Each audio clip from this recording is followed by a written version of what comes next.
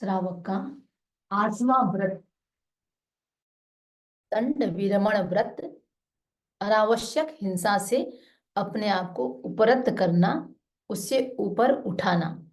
तो कल हम व्रत की चर्चा किए थे, आज हम अतिचार की चर्चा करेंगे। अनर्थ दंड विरमण व्रत के 5 अतिचार। काम उद्दीपक क्रियाएं भांड चेष्टा हो गई। दो चीज है यहाँ।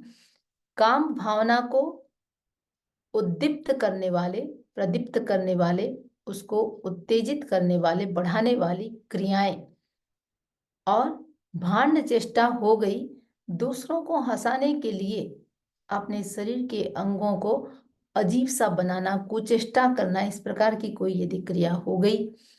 चेतना सुविवेक की यदि मुखरता में खो गई, और हमारी जो विवेक की चेतना है, सही समझ की जो चेतना है, जो बुद्धि है, बहुत अधिक बोलने में, मुखरता के कारण, वाचालता के कारण, बहुत अधिक बोलने के कारण यदि विवेक की चेतना हमारी खो गई, कुछ भी अनसन बोलने लग गए।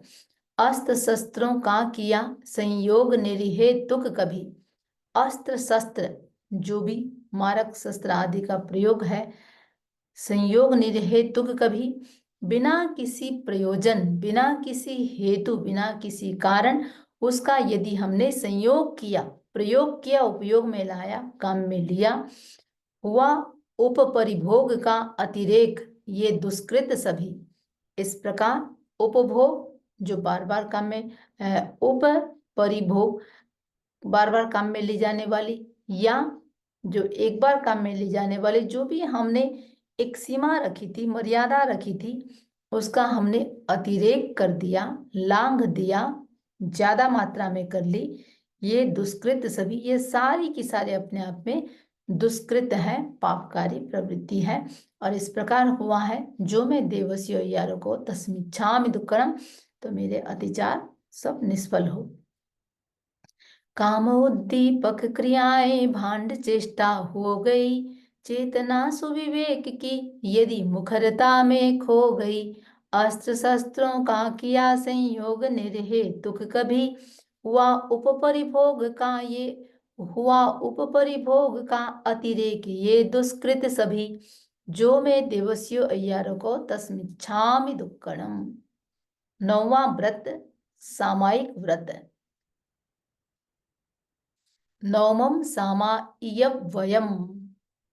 तो नवमम सामायिक का, सामायिक को 9वां व्रत इसलिए कहते हैं हम, क्योंकि ये 9वें स्थान में आता है, 12 व्रतों में 9वें स्थान में आता है, इसलिए इसका नाम है 9वां व्रत।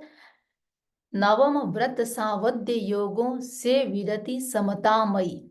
9वां जो व्रत है श्रावक का, सावध्य योगों से विरति। सावध्य योग जितने भी पापकारी प्रवृत्ति है, जो नहीं करने चाहिए, जो हिंसा से संबंधित है, सावध्य योगों से, इस प्रकार के सावध्य योग, पापकारी प्रवृत्ति से विरति, उससे विरत होना, ऊपर उठना, और समतामयी, समता में रहना, यही है श्रावक का 9वां व्रत सामायिक।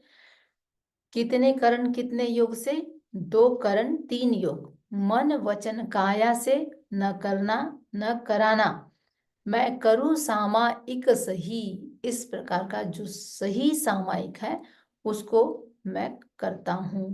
नियत कालावधि सुनिश्चित शांत मन से साधना।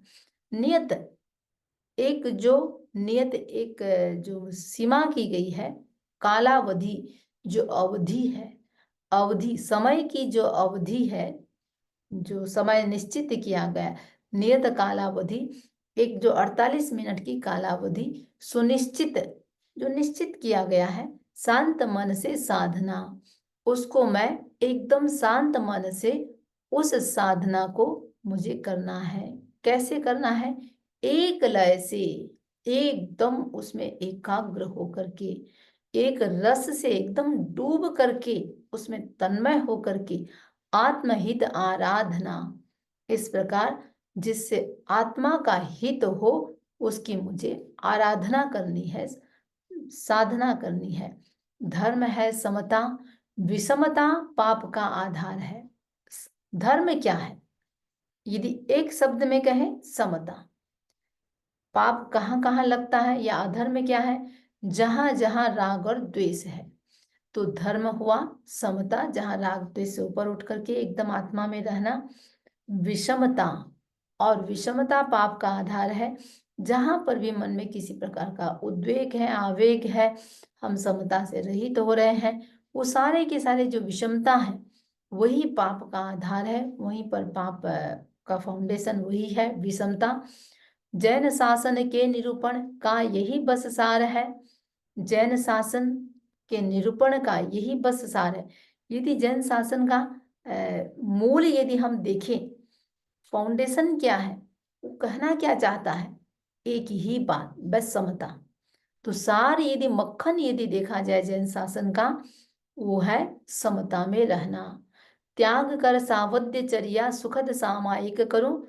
सावध्य चर्याओं को, सब पापकारी प्रवृत्ति को त्याग करके, हिंसा से संबंधित प्रवृत्ति को त्याग करके सुखद, सुख देने वाला सामायिक को मैं करूं। लीन अपने आप में हो, मैं भवोदधि को तरूं। अपने आप में लीन होकर के, लीन होकर के भव उदधि, भव उदधि हमारे भवों का जो समुद्र है, बार बार जन्म मरण की जो परंपरा होती है, जैसे अभी मनुष्य भव है, ऐसे ही जो जन्म, कहीं भी जन्म लेते हैं वो उसका भव हो जाता है। तिर्यंच गति का जो भव है, तो भवोदधि, इस भव रूपी समुद्र को मैं तरूं यानी पार करूं। कैसे? अपने आप में लीन होकर के। लीन होने का उपक्रम क्या कहा है? वो है सामायिक। सामायिक को एक शब्द में कहें, समता की साधना। समता की साधना कब होगी? जब हम राग और द्वेष से अपने आप को ऊपर उठा पाएंगे।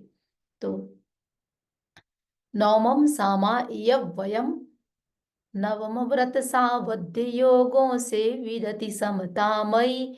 दो करण त्रय योग से मैं करूं सामायिक सही। नियत कालावधि सुनिश्चित संत मन से साधना। एक लय से एक रस से आत्महित आराधना। धर्म है समता विषमता, पाप का आधार है। जैन शासन के निरूपण का यही बस सार है। त्याग कर सावध्य चर्या सुखद सामायिक करूं। लीन अपने आप में हो, मैं भवोदधि को तरूं। अब सामायिक के अतिचार कौन कौन से हैं? 5 अतिचार। साम्य के अभ्यास में मन मलिनता यदि छा गई, जो समता का मैंने अभ्यास किया है, राग द्वेष से ऊपर उठने का यदि जो अभ्यास किया है, उसमें किसी प्रकार का मन में मलिनता आ गई, मन में किसी प्रकार का मलिनता छा गई, उसमें किसी प्रकार का मैल आ गया, वचन काया पर कलुषता की घटा जो छा गई, इसी प्रकार वचन और काया पर भी कलुषता का, नेगेटिविटी का यदि कोई बादल आ गया, किया जो संकल्प उसका विस्मरण यदि हो गया, जो भी संकल्प किया था 18 पाप से अपने आप को रहित करना, उसका विस्मरण यदि हो गया, भूल ही गया, और साथ में काल सीमा आकलन में चित्त स्थिरता खो गया, और एक जो 48 मिनट के लिए जो संकल्प किया था भूल गए, चित्त स्थिरता खो गया, चित्त की जो स्थिरता थी, भूल गए कि अरे कितना बजे लिया था, कम कर दिया, ज्यादा कर दिया, ये सारे की सारे अतिचार हैं।